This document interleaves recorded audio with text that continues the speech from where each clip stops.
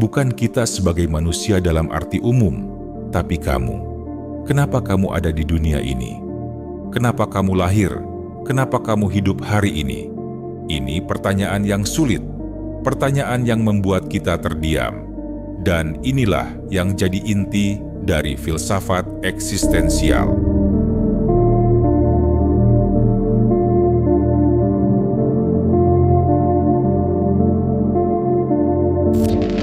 Filsafat eksistensial bukan tentang jawaban cepat. Ia justru mempertanyakan segalanya. Eksistensialisme percaya bahwa hidup tidak datang dengan makna bawaan. Tidak ada manual. Tidak ada instruksi dari alam semesta. Kita lahir ke dunia tanpa diminta. Kita membuka mata dan disambut oleh dunia yang luas, kadang indah, kadang kejam. Lalu, kita disuruh memilih, mau jadi siapa, mau hidup bagaimana.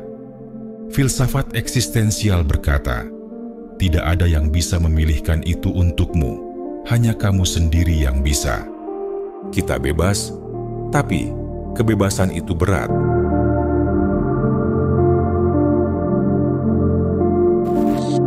Salah satu tokoh paling terkenal dari aliran ini adalah Jean-Paul Sartre. Ia mengatakan, eksistensi mendahului esensi.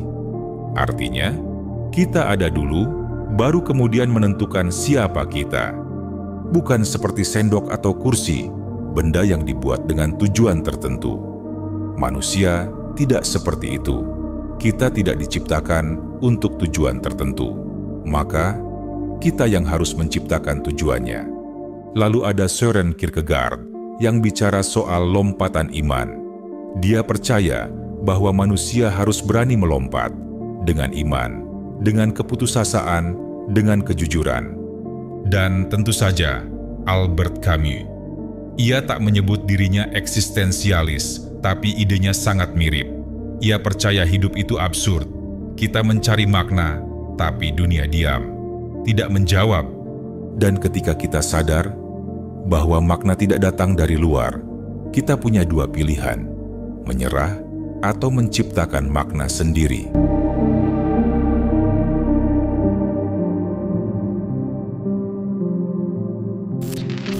Apa maksudnya hidup itu absurd?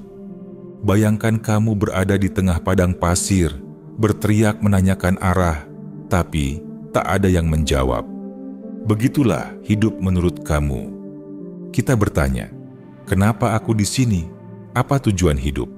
Tapi alam semesta tetap diam. Inilah absurditas. Ketika keinginan kita untuk menemukan makna bertemu dengan dunia yang tidak punya makna itu sendiri. Tapi Camus tidak menyerah. Justru ia bilang, bayangkan Sisyphus bahagia. Sisyphus, tokoh mitologi yang dihukum mendorong batu ke atas bukit, lalu jatuh lagi selamanya. Camus bilang, justru karena itu, kita harus membayangkan Sisyphus bahagia. Karena dalam penderitaannya, ia tetap hidup. Ia tetap memilih untuk terus mendorong.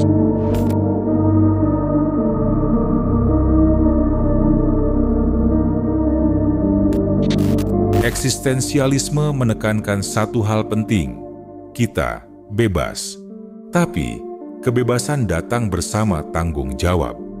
Setiap keputusan yang kamu buat, sekecil apapun, ikut membentuk siapa kamu sebenarnya.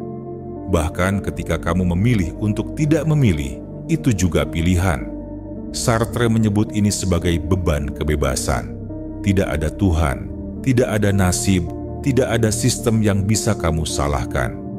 Kalau hidupmu berantakan, kamu yang bertanggung jawab. Tapi juga, kalau hidupmu indah, bermakna, dan penuh warna, itu juga karena kamu. Dalam filsafat eksistensial, kamu adalah proyek yang sedang kamu bangun sendiri.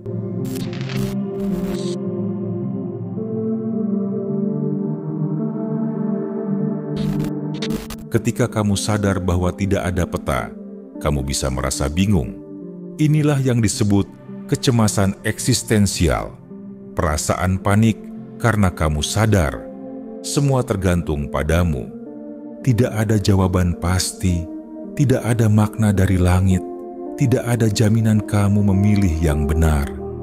Tapi justru disitulah ruang untuk kejujuran.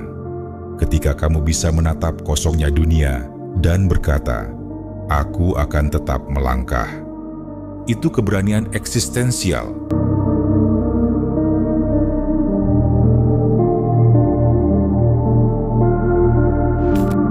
Maka, apa yang harus kita lakukan? Kita menciptakan makna. Kita menanam pohon, menulis puisi, membangun rumah, menjalin cinta. Kita membuat dunia ini sedikit lebih hangat, meski tahu dunia itu sendiri dingin. Filsafat eksistensial tidak menawarkan surga atau pencerahan, tapi ia menawarkan kebebasan untuk merancang hidup sendiri. Hidup bukan teka-teki yang perlu ditemukan jawabannya. Hidup adalah kanvas kosong yang perlu kamu lukis dengan penuh kesadaran. Jadi, kenapa kita ada? Karena kita memilih untuk memberi makna.